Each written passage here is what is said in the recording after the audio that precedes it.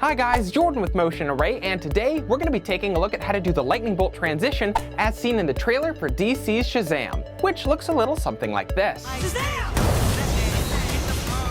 So let's get into it.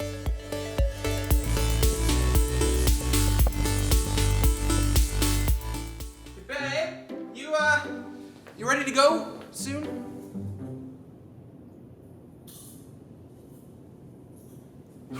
Okay, Chris, I know that since you got superpowers, you've been a little bit more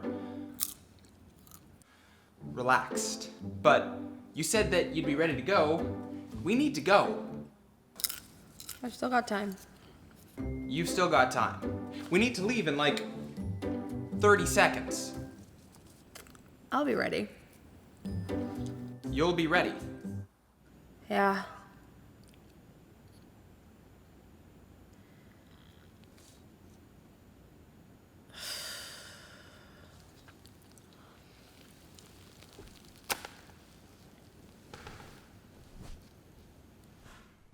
Shazam! Ready?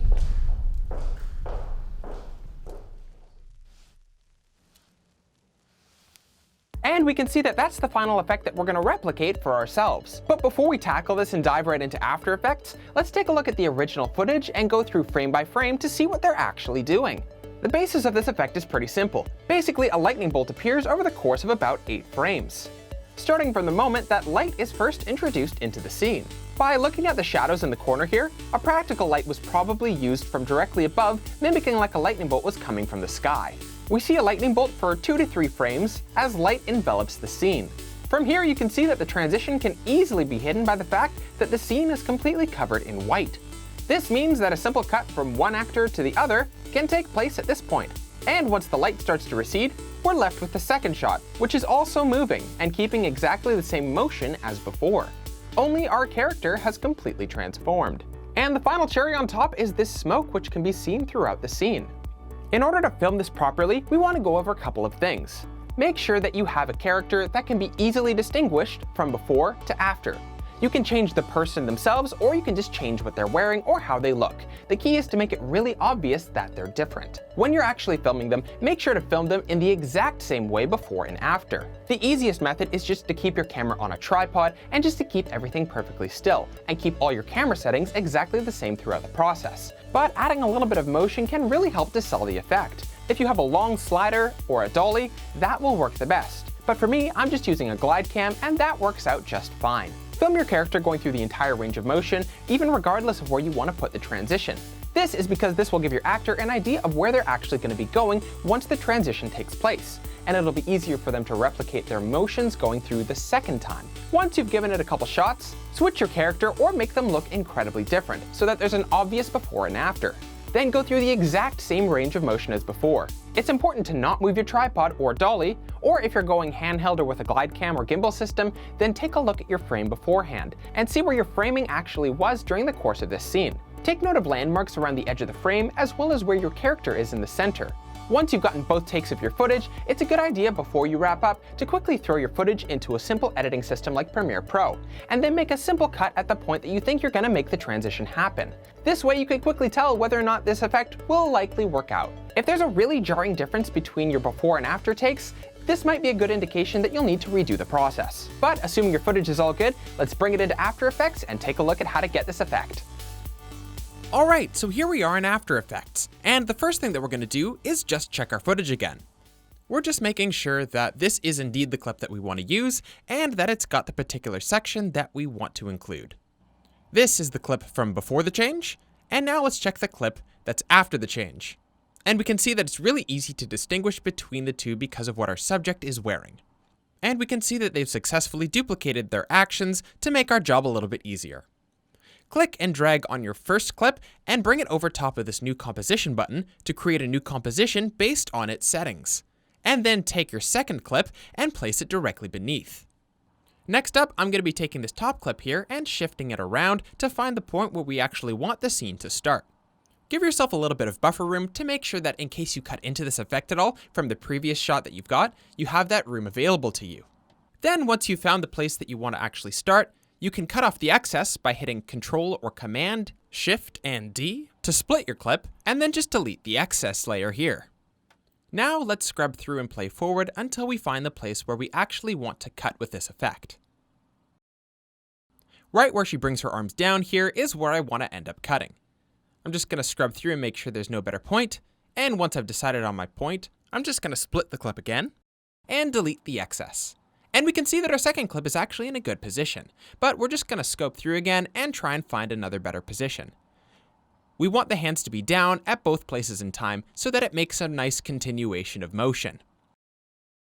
And just like before, cut the excess of your clip and delete it. Right now, all we should have is just a very rough cut from one to the other, but it should be close enough so that we can get a general understanding of whether or not this has a good flow.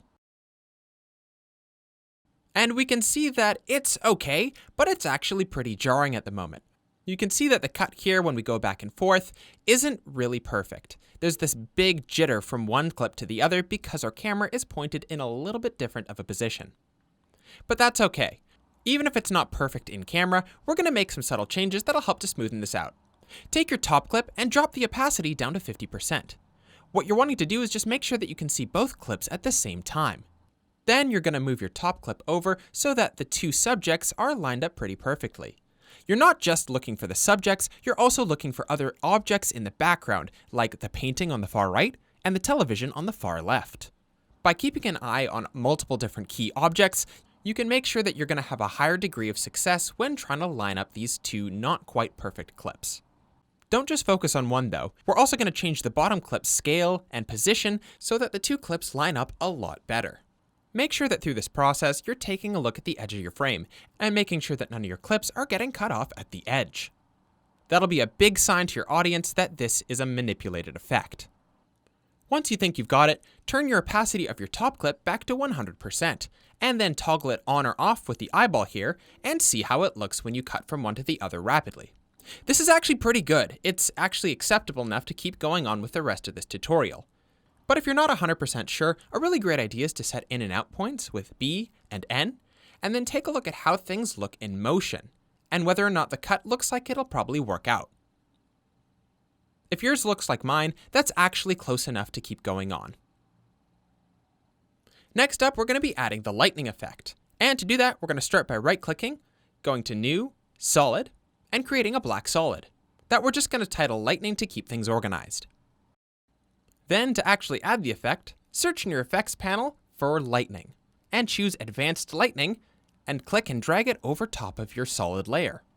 A lightning bolt should appear right away, but the first thing you want to do is go up to the lightning type and set it to strike. This will make it easy for you to manipulate the start and end point of the lightning. This lightning effect is actually going to only last for a couple of frames, so we're going to go to the first point where we think the lightning is actually going to strike. A couple frames, about 2 or 3, before she actually throws down her hands. Cut it with Ctrl-Command-D and delete the excess. And then we're going to go up here to the lightning, and we're going to set it at the very beginning to start off screen. Drag the top so that it's really high off screen, and then the bottom so that it's just a little bit off screen. Then we're going to keyframe both the start and direction so that we can make them change over time. Go forward 2 or 3 frames, and then drag the bottom part only until it's at the place where you want the lightning to actually strike. I'm going to choose right here by her feet. And we can see that because we keyframed it to begin with, when we go back and forth, it automatically goes from the top down into frame and then down to her feet where we want it to strike. You might know this, but lightning doesn't stick around for too long. So as soon as the other subject comes into frame, we actually want to delete the lightning layer. Now if we go back frame by frame, we can see that this is roughly what our effect looks like. To go frame by frame through your footage, you can use the keyboard keys page up and page down to go 1 frame forward and backwards at a time. Next up, go to the glow settings here, and let's choose a new color for our lightning. It's not going to be nearly that dark blue in real life, so let's make it something a little bit more white. Awesome, that looks a lot better. Next up, we're going to increase the glow radius a lot, so that it looks like the lightning is actually glowing a little bit more and it's harder to see the core underneath. Play around with the glow opacity as well to see what kind of effects you can get, but I'm just going to keep mine pretty close to 50%. Next up, we're going to keyframe the conductivity state at the very beginning of our effect, and then as we move forward, we're going to increase the conductivity state a lot, so that it looks like the lightning is actually whipping around as it goes down. And now we can see what that keyframing looks like as we go in reverse. Now we can duplicate the lightning layer by hitting Ctrl or Command and D, and we're going to add a Gaussian blur to the bottom layer of the lightning. This will give it a little bit more of a glow around our subject. Click and drag it onto the bottom layer, and we're going to increase the blurriness a lot until it starts to actually look a little bit more like the lightning bolt we had originally, but a little bit more of a fall off around the edge of our scene. And this is what it looks like before and after. A nice subtle difference. And now we're quickly going to take a look at what this effect looks like from start to finish. It's nothing special at the moment, but it's starting to get there. Next up, we're going to make the lightning look a little bit more believable. We're going to go right click here, and then go to New, Solid, and we're going to create a white solid. And then we're going to call this white solid Lightning Glow. We're going to be using this white solid to light up our scene in order to make it look like the lightning is actually really interacting with our scene. Choose the ellipse tool and create a small ellipse above your subject here, kind of where the lightning would almost be. And then cut off the excess that you don't need. With your white ellipse in the place that you want it to be, go down to your masking options and then increase the feather a lot. What you want to do is basically create this effect like a lightning bolt is way overhead and you're just getting the start of the glow that's coming from it way in the distance. Change the mask shape to whatever feels natural, and just remember that the key is to make sure that there's a lot of fall off. This is what it looks like before and after. But it's actually a little too harsh, and I'm going to increase my feathering to be over 1,000. And you can see that this is what it looks like now when we want to prepare our audience for the lightning that's going to come in the next couple frames. Next up, go back to the very start of your effect and keyframe all of your mask properties. Then move forward one frame and change your mask expansion so that it increases, so that it looks like the area is getting bigger that's being impacted by the coming lightning. Starting with a little bit, and then the next frame, a lot more light. The following frame after that is where the first lightning bolt piece actually becomes visible. And because our mask path is keyframed, we can just move the mask around in this new position and it will follow along. Draw it in so that it impacts just around the area that the lightning bolt is actually situated. Then play around with the mask feather and mask expansion so that you can actually see a bit more of the subject underneath. Your goal is that through this whole process, you want it to be really bright, because there's a lightning bolt in the shot, but you actually want to be able to see the lightning bolt coming through the frame. For the next frame, as the lightning bolt has almost reached its final destination, give it a little bit more of a wider impact. Have it take up a little bit more room of your frame, and stretch it out a little bit more so that it's like the lightning is actually giving off a little bit more glow as it reaches its final point. If you want to increase the intensity of this effect, a really easy way is to increase the mask expansion.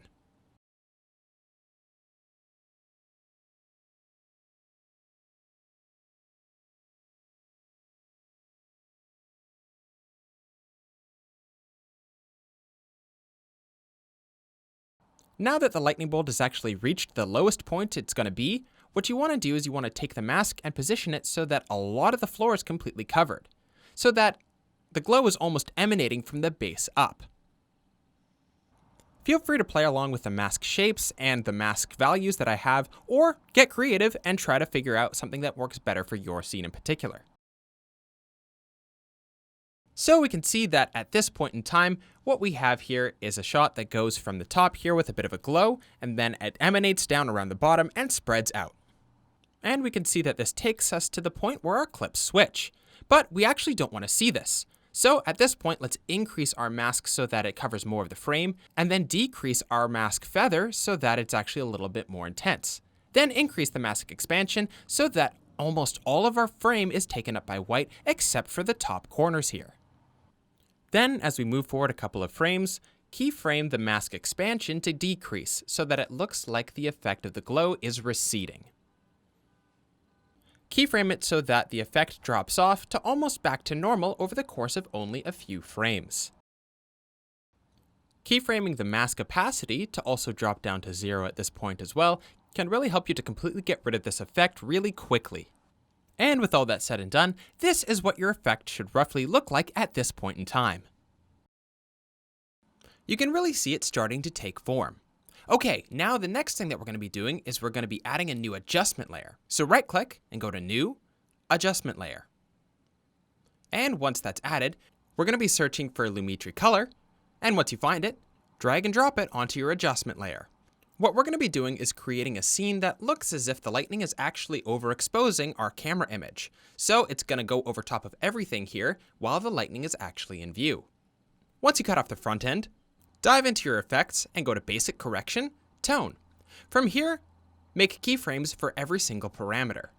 And then when you move forward one frame at a time, make changes that would reflect a reasonable amount of overexposure for your camera. In real life, if you were to actually see lightning strike, it would overexpose your camera completely to the point where you would only see white for a frame or two. But this is only a stylized version, so we still actually want to see parts of the scene as we're going along. And once we finally get to the point where our effect switches from one clip to the other, you're just simply going to keyframe everything and then slowly decrease the opacity back to 0 over a large amount of time, which will end up looking something like this. After the lightning bolt strikes, you can see that the exposure of everything slowly dissipates back down to normal. Throughout the creation of your After Effects project, it's a good idea to just take stock of all your layers and items and make sure that everything is labeled accordingly. This will help to keep you from getting confused from different layers as you look at them throughout the process of creating your final effect. Next up, we're going to be adding some smoke and fog elements to make it look like the ground is actually steaming after the lightning struck. So I'm just going to drag and drop some of these into my project manager, and we're going to take a look at some of the different fog effects that I have. I've just downloaded these from motionarray.com.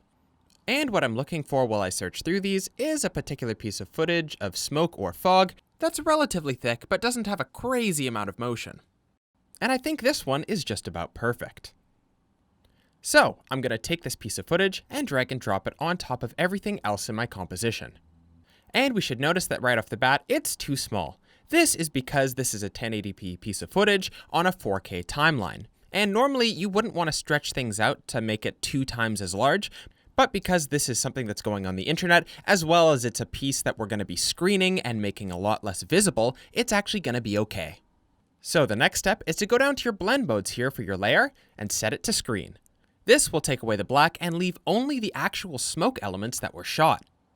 And I'm going to solo only the smoke layer and our footage so that we can see what this looks like without all the other light effects going on. And it actually looks pretty nice off the bat, but there's one problem with it. It's not actually tracking along with our moving shot. See, it's just placed right on top of it, so it doesn't actually look like it's in the environment of the rest of our scene. So I'm just going to quickly disable the smoke layer here so that we only have our regular footage layer visible. And I'm going to click on it to highlight it, and then we're going to click Track Camera. This will start the process of analyzing our scene so that we can create a 3D camera movement for the smoke to follow. But we should notice that there's a problem right off the bat. It says that the camera track didn't work. So a really easy solution for this scenario is just to pre-compose your footage. So right-click on your footage layer and then go up to Pre-compose. Then make sure you move all attributes to the new layer and rename it whatever you want. I'm just going to rename this as the red dress layer to remind us of what our subject is wearing in the second shot. And for organization's sake, I'm going to do that quickly for the first shot as well. Great, now with that done, we can cut our footage down again to the points that we only need.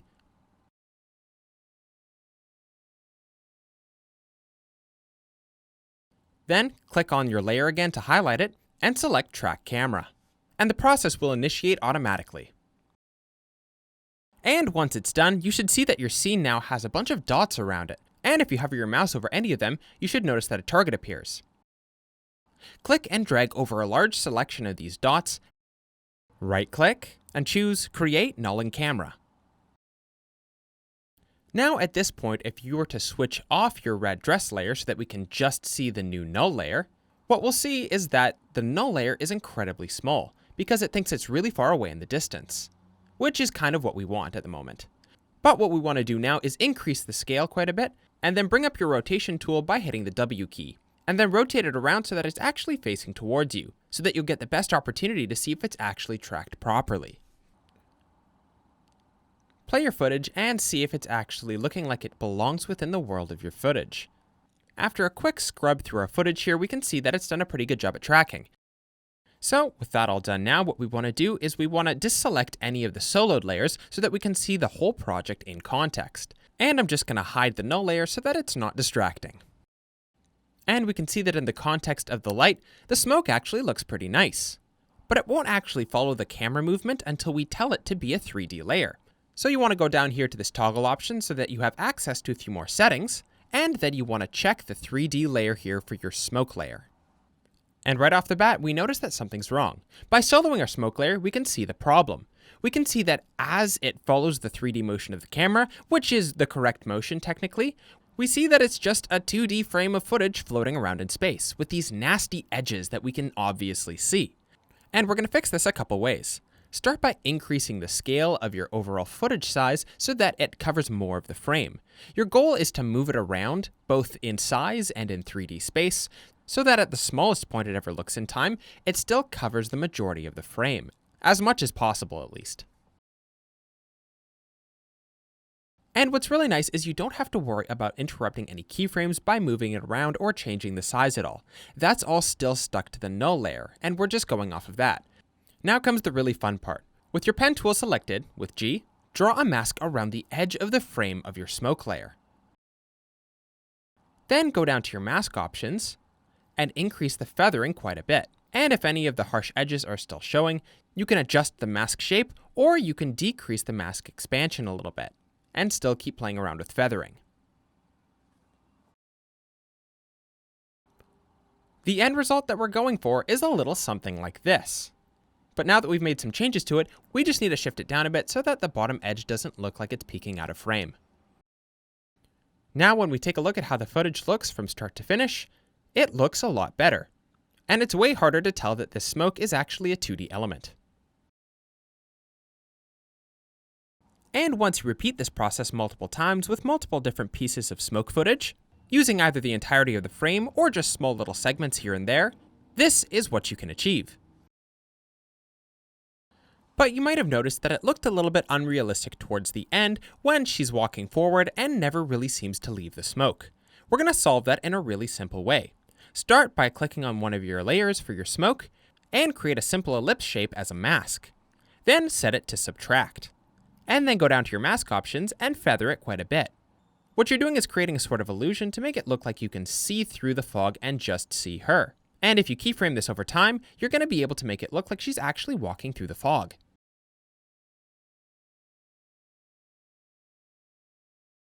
Once you find the place where you know you actually want her to start walking through, adjust your mask path so that it actually shapes around her. Once you got it set, keyframe all of your mask settings, and then move forward in time to about the end of where you want this effect to happen. And make sure that the mask is representative of what you want to be able to see through. Go back and forth and just make sure that the shape of the mask is roughly okay throughout the whole process.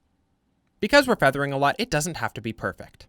And if we solo the smoke layer, we can see what this looks like for just the smoke, and how it looks like she's actually kind of breaking through. But we don't want it to be like this the whole time. We actually need to go back a few frames from when we set the original keyframes and set the mask opacity to 0. This will help to ramp up the effect so that it happens slowly over time.